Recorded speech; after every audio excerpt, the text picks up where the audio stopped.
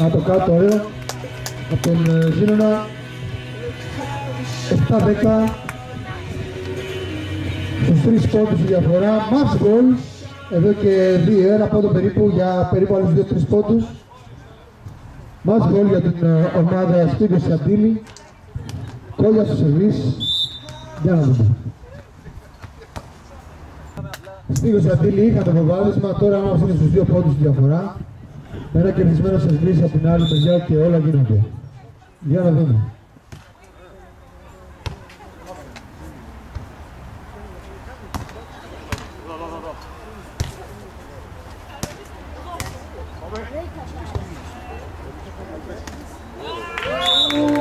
Ναι, λοιπόν, ένα χειροκρότημα 9-10.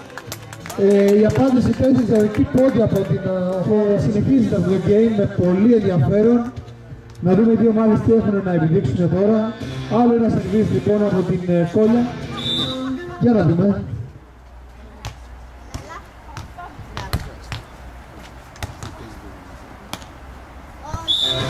Πολύ ωραίος πόντι.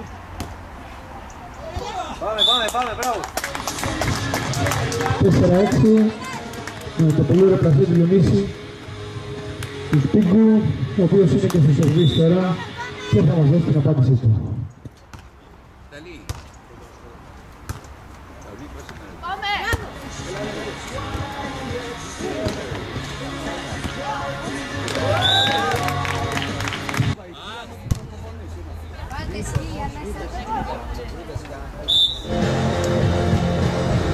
Πολύ καλό κοντρόλ, κοντά στο φιλέ.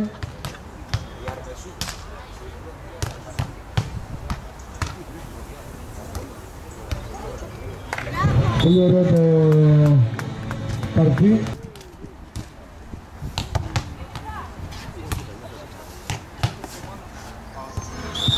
Out, αυτή τη φάβια πλασέ. Στους 3, 6-9. Διατέλεισε Κόλια μια προσπάθεια για να επανέλθει και πάλι σε αυτό το game. Εδώ στο beach volley το τουρνουά έχουμε. Είναι πάρα πολύ ωραία. Θέλω να δεις. Από την πρώτη στιγμή για την καρδία από το σώμα του δεύτερου game. Στο πρώτο όπως αναμενότανε.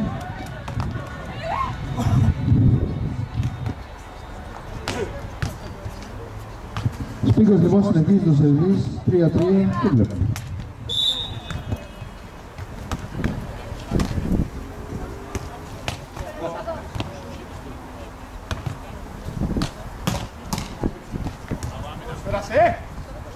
Μπράβο! Να λοιπόν ο πόντος στο κενό.